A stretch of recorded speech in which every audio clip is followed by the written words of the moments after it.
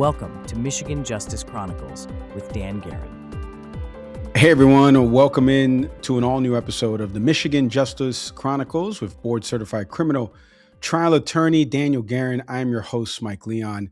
You know, the sports world was rocked a few months ago with the news that the University of Michigan's football coach, Sherrone Moore, was arrested and charged with serious criminal offenses relating to a domestic incident. Dan's a former prosecutor, board-certified criminal justice attorney based out in Ann Arbor, where all of this took place, and he's going to break down everything in just a second. Dan, it's good to see you. I'm a Big Ten guy myself. I went to a Big Ten school that was recently added as one of those members. So this is something that, I've been talking about with friends in the text chain, but I would love for you to kind of give the background and the facts around this case. What can you tell us about it? I'm happy to, Mike, and I'm a Big Ten guy myself, and you mentioned friends and family. Boy, is this the case that I get asked about probably most frequently or in my career. People are always curious what's going on, what's likely to happen, and so perfect timing for this podcast. For those of you that don't know and are living under a rock, Sherrone Moore was the head coach of the University of Michigan football team for the last 3 years.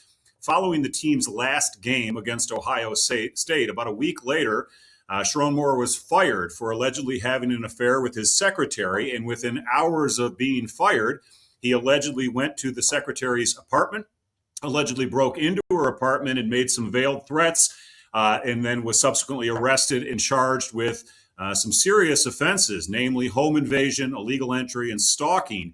And the world has sort of the image of Sherrone Moore not in his coaching suits or his blue and gold uniform, but rather in a white jail jumpsuit as he was arraigned, sort of a shocking visual image. And for those of us here in Ann Arbor and those of us in the criminal justice world and sports fans generically, it's been a very intriguing, very disturbing case with a lot of layers to that onion. And yes, I'm happy to talk about it here in this podcast today. Well, let's dispel some of the things for the maize and blue out there, fans out there. So you mentioned home invasion. These are the charges. I believe there was stalking as well. What does it all mean, and what is he facing in terms of charges and potential jail time? Yeah, great question. So home invasion is Michigan's way of defining what is burglary or illegal entry. It's got that horrible sound to it. Invasion by itself just sounds so scary, but it's essentially entering into another person's home without valid permission. The degrees in Michigan go from first degree down to third degree, the least serious, and that is what Sherrone Moore is faced with. It's still a felony carrying the potential of up to 5 years in state prison. And essentially it means that he went into her apartment while she was home and committed some offense while inside the apartment. In this case, the allegation would be stalking her. Now, he's also charged with a separate charge of stalking, and stalking is exactly what it sounds like. It's not always a person in the bushes following someone around for weeks and months, but it is a series of events that someone contacts another without permission or in such an incessant way that it causes that person to feel terrorized, humiliated, fearful, and that causes a reasonable person to feel those things as well. Now, stalking is a misdemeanor, but I always tell people it is the most serious misdemeanor on Michigan's books. Why? Because if convicted of stalking, not only could he do a year in county jail, but he could get up to 5 years of probation. That's 5 long years of the state watching over someone and requiring someone to act within the law. It's a very lengthy period of probation. So you've got home invasion, illegal entry, and stalking, which in my view is as close to a felony as one can be charged with in the state of Michigan. Dan, they always say everyone's innocent until proven guilty. So in that vein, what are some possible defenses that Sherrone and his defense team may rely on with respect to this case? I think I'll answer that first by saying, what would I do if I were defending Sherrone, if I was part of the team or leading the team? I think I divide that into 3 categories of defense. First would be the nature of their relationship, right? I'd want to know everything about their relationship. When two people have a romantic relationship, and it's pretty settled that they did, there's going to be texts, there's going to be emails, there's going to be people that can attest to what that relationship was like. And if the evidence suggests it was a good, loving relationship until the very end, that would be hard to say that he's stalked her or that she's fearful of him if he's just trying to go get closure or answers from her. Conversely, if there's domestic violence or threats, or people would say it was a very toxic relationship, that would be relevant as well. Secondly, I'd want to know about consent to enter. We all have relationships, and you might have consent to enter your sister's house, your girlfriend's house, your friend's house without permission just because of that relationship. If he had prior authority to enter her apartment and that was sort of expected conduct, that may defeat the illegal entry part of both the misdemeanor and the felony charge here. And then thirdly, let's look to credibility. Every time someone makes an allegation, their credibility is at risk. And if this young woman was looking for a lawsuit, looking to protect herself, maybe to protect her job, maybe she was looking to sue him and was tired of the fact that he wouldn't leave his wife, these are credibility concerns I'd be looking at. Now, let me say also that we've heard some of his attorneys' defenses out there about challenging the propriety of an arrest warrant called a Franks hearing. I'm not sure she's going to get a Franks hearing or be able to challenge the arrest warrant, but it seems like that's all focused on credibility of the accusations, as I mentioned a minute ago. Dan, coaches hate looking ahead. They always like focusing on the present moment. But for this purpose, you mentioned about the charges and how much jail time he could be looking at. But what are some other consequences in terms of, again, getting another coaching position, hiring maybe a felon on the record? Like, what are some other consequences if Sherrone Moore is ultimately convicted of this? You asked the great question. I always tell clients there are direct and then there are collateral or secondary consequences that most people sort of forget about. Directly, we've talked about that, right? If he's convicted, he could face jail or prison. Unlikely in Washtenaw County, Michigan, a very progressive place. He's got no criminal history. There's no injury or death or significant violence that would warrant a jail or prison sentence. But directly, probation, fines, and costs. Indirectly, to your question, he may never be able to work on a private or public university campus with a felony. He may not be able to travel to other countries, specifically Canada, even with a misdemeanor conviction. So say he wanted to take a job with a pro franchise, wouldn't be able to travel across the border, wouldn't be able to possess a weapon for a number of years if he's at all interested in that. Voting rights may be affected. And then just the nature of, would someone want to hire a coach that has a felony conviction or a misdemeanor conviction of this magnitude? Probably not. And so his hope for the future, not only in terms of his freedom and reputation, but for his working and his love of coaching, would be to defeat the cases outright. Yeah, it's definitely a stain for the future of Sherrone Moore. Let me ask you on the front of this case, because obviously the University of Michigan is well known here in the United States, a huge private institution, high profile because the coach of Michigan, the one before him is now coaching in the NFL. So it's very high profile. Handling a case though like this, from your perspective, how does that affect the outcome, the potential outcome?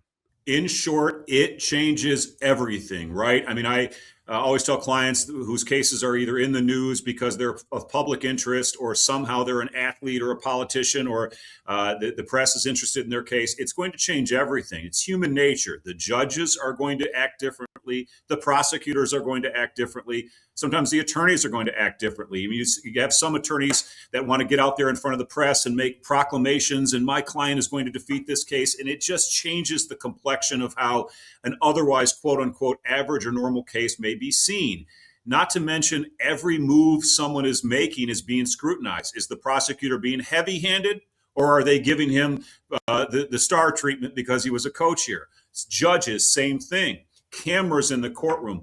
I've done cases that have been on Dateline, and you feel that pressure, but you have to block it out like you would a star athlete or a coach. You have to block out the noise, focus on the job at hand, have enough muscle memory from cases that are not in the press. But boy, every single thing that happens with this case is going to be scrutinized, and that just changes it for the worst. That said, if he has enough support out there amongst the potential jury pool, we're fans of his, and he can win his case, then he's on the right side of, like we talked about, his future moving forward.